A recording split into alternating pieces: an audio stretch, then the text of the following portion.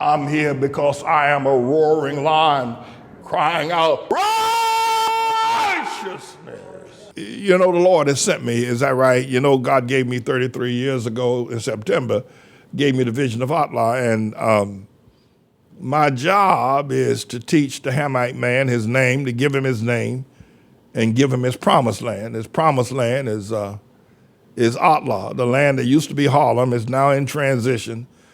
And God has consecrated it as ATLAH, and he sent me here to teach the people, reach the people, and to glorify him, to teach people about righteousness. Now, we've had years and years of civil rights. They were down there in Washington this past Saturday, commemorating 60 years of the I Have a Dream speech, the great civil rights movement. Well, God said, now it's righteousness that's going to deliver you. Civil rights, well, okay, but it's righteousness that's going to deliver you. And God's called me to preach righteousness. And I want to show you something here today about what's going on down there in Haiti. And Haiti is what really I said the other day that somebody told me that picture we got on the wall back at our church, that Jesus is black and I should put a black Jesus up there. I said, well, I hope Jesus ain't black. Well, I know he ain't black, but being facetious, I said, because if Jesus is black, heaven is going to be a ghetto. Or black people don't have one city that they run and that they own that is a pristine place. Anyway, but Haiti was the first, under Toussaint Louverture, the first of the former slaves of Africa to claim independence down in Haiti. And but you ought to see it now. It's run by black people, the Hamites. I went down there about 3-4 years ago, and but it really breaks my heart to see what's happening there. I'm going to let you listen to a video that was on one of the liberal television channels the other day. And I'm going to come on back and say some other things.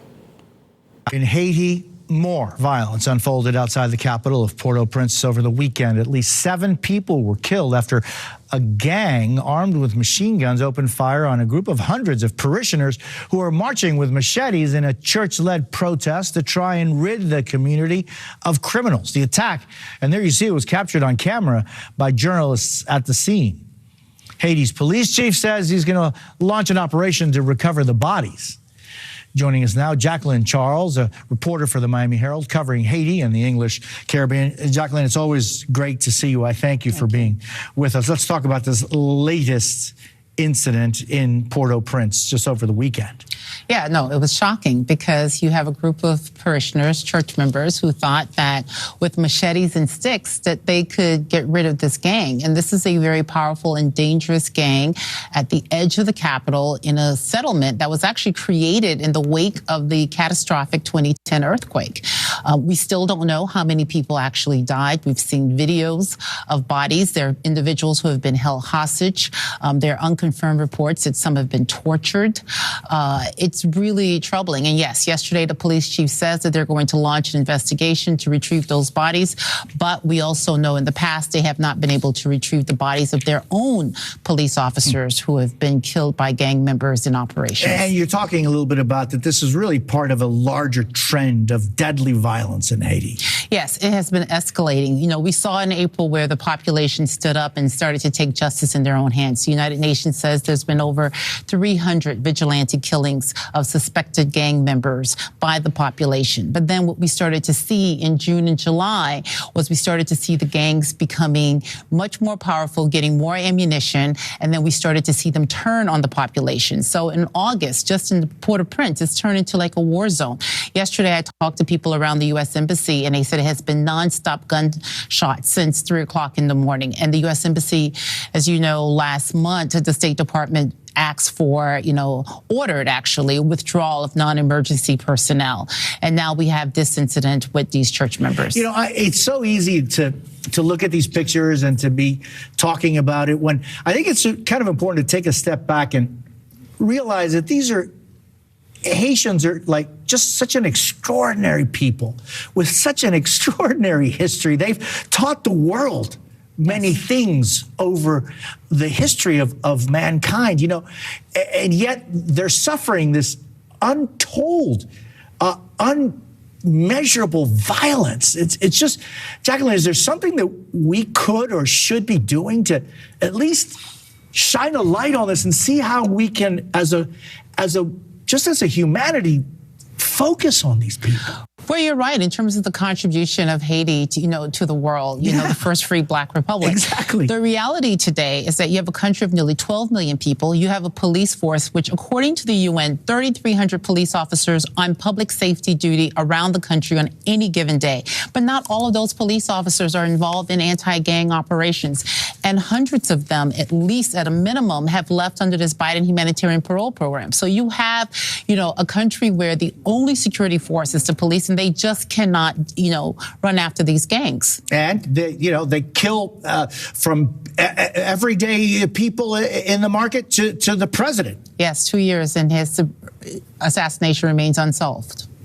Oh my gosh, this is just such a tragedy. And then we wonder, well, what are the consequences of this? Well, people can't live like that for long, and if they see no future but death and destruction, what other options are they going to have but to leave? It's just so important that we focus on this. And Jacqueline, is there anything down the pike that, I don't know, the UN or the US or someone is contemplating to support and help these people? Well, the United States has been asking for a multinational force along with the UN and the Haitian government. Last week, we had a delegation from Kenya that they went to Haiti, a 10-member delegation. They didn't really see much while they were there. They went from U.S. Embassy housing to a hotel near the airport, sources said, because, they were a little afraid. Oh my gosh. The conversations. So why go if you're going to stay at the hotel and the embassy? But Exactly. that's another question. That's another question. But the conversation centered around a static force. And the reaction after the Miami Herald broke that story was like, if you're going to come here, we need you to come help the police fight. We don't need you to be tourists. So we are watching this very closely to see what the UN Security Council and whether or not other countries in Latin America are going to raise their hands, because right now Kenya is only offering to deploy 1,000 police officers, and Jamaica, the Bahamas, Trinidad, and Antigua says, okay, we'll contribute, but it still doesn't get us to 2,000. And some of the experts say you need at least 10,000 individuals to go down there and help this police force fight. I just think of the many times that the world and the United States has played a hand in going into Haiti, and I saw it over and over again, and yet that wasn't successful either. So, well, there are reasons why. Exactly. We'd like to talk about that if we had another couple of hours to do it, which would be a pleasure to speak with you, Jacqueline. Thank you for being with us. There are a couple of things. One is that these 7 people, at least the 7 that they know have been killed, or members of a church there in Haiti, where the pastor had enough of the gangs, and the gangs were vicious. 2 years ago, they killed the president and injured his wife and killed a whole lot of other people. They still haven't found out who assassinated the president. And Haiti has not been really under control since Baby Doc. Papa Doc ran Haiti with an iron fist, and Baby Doc kind of tried to do the same thing. After that, Haiti has fallen. It was not always in the condition that it's in right now. And I'm not here praising Papa Doc. I'm not here praising because he was brutal. And a lot of people suffered under him, and he lived like Jay-Z and Beyonce. They're in that poor country. Well, it really isn't that poor. It has coffee, it has sugar, it has beaches, it has resources to be a Caribbean paradise, but it hasn't been developed to that point of view, mainly because of the curse that God put on Canaan years ago. We'll get to that later. But we have a beautiful woman who is now the caretaker of Mother Dunlop, here in our building now. Her name is Judaline, and she hails from Haiti. She was down there just this weekend. She just returned. She went down there to pick up 2 of her children, and we've gone ahead here now at the ATLAH school system, and we're going to give to Judaline's 3 beautiful children, we're going to give them full scholarships to attend our school system. That's our contribution. Now, we had a church that we were supporting, Pastor Baptiste there in Haiti and Port-au-Prince as well. And I was down there several years ago and went to the church and went to his school in Mission. But we certainly are going to now make sure that Judaline and her children are scholarship into our school system. But let me say this, that it's very disappointing to see the carnage, the death, and the exploitation and the loss of Haiti's resources. And even now, as a tourist area, they captured a young Japheth woman who was married to a Haitian man going back a month ago, and two of her children held them hostage for quite some time. Somebody paid the ransom and set her free.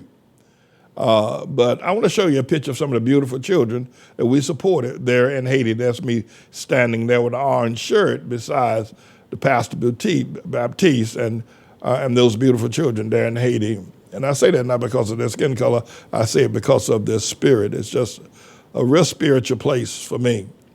But what I want to say to you is this, is that, if we honor the Lord here in America, we have an opportunity to live in a nation under the Constitution, which protects us, gives us rights. And we're talking about Hamite people. We did the right thing. We can help Haiti out. The other thing is, I want to ask you, this is a bit of a self-serving political question, but I want to ask you this question, to think about it for just a second. Most of you know the carnage and the suffering and the poverty of Haiti. By the way, Elder LaFleur and his brother, they are both Haitians.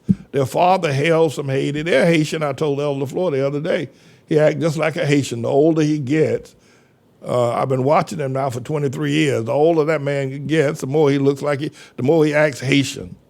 God help him 20 years from now, you won't be able to deal with him to be so Haitian. But, I've been preaching righteousness. I've been preaching, you know it, for over 30 years now. Men need to be leaders in their homes, leaders in the church, and leaders in the community. Do you think a message of righteousness would work in Haiti? Yeah, the answer is yeah. That's what's needed. Then what they have now is just political jargon and a whole lot of stuff coming out of America. Civil rights won't help you down there in Haiti. It won't. But righteousness. And the other thing is very important that we understand, this is black on black. This ain't the white and black folk or Japheth and Hamites fighting one another. This is black on black. And somewhere there's this curse of Noah is still operating because we don't have the love in our hearts that we need to have. I'm not praising Papa Doc. God forbid. I am praising Toussaint L'Ouverture. I'm praising him for what he did in setting Haiti free. He took on Napoleon Bonaparte and defeated him. And Bob Jackson wrote a song about that. I'm going to let you hear that song when I finish my talk here. But the message of righteousness, if we can get the message of righteousness, men being leaders in their homes here in America, we could take that message down to Haiti. We could go down there. Now, they're calling for the Caribbean islands to send in extra police to help deal with the gangs down there. I don't know if the people from Jamaica, from Trinidad, and from St. Kitts and all these other islands are going to actually chip in to help quell the violence. I don't know if they're going to actually do that, whether the United Nations is going to step in. But I know this, that the teachings of ATLAH is what Haiti needs. We need to first get our act here together in America. Y'all need to start listening to me. You just need to know. I know it'll be in God's own time. I ain't rushing the Lord. But, the likes of us, Al Sharpton or Obama is an insult to the idea of Haiti, but it's also an insult to the idea here in America. It's an insult to Harlem. It's an insult to Bed-Stuy. It's an insult to South Central Los Angeles. It's an insult to Overtown. It's an insult to Southwest Chicago. Their rhetoric, but that is what's being heard. And I need to say to y'all as well, you're going to have to pray with me. You're going to have to pray, and I believe you will. I believe that God, I'm just trusting the Lord, that God will send in his own due time when he's ready. God going to send the people. He's going to send the people with the right hearts, and we're going to be able to make this vision work here in Harlem and in Haiti. I believe it. And we can get started with the people we have here right now.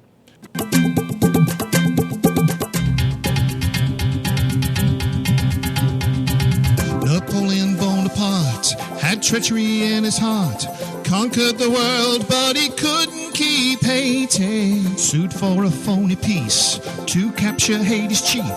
Napoleon let him starve in a cold, dark dungeon. But he said, I'm never gonna give it up. No, I'm never gonna give it up. No, I'm never gonna give it up with all my senses. I'm never gonna give it up. No, I'm never gonna give it up. No, I'm never gonna give it up with all my senses. He reached eternity, 6 months in Hades free. Oh, death, where is your sting?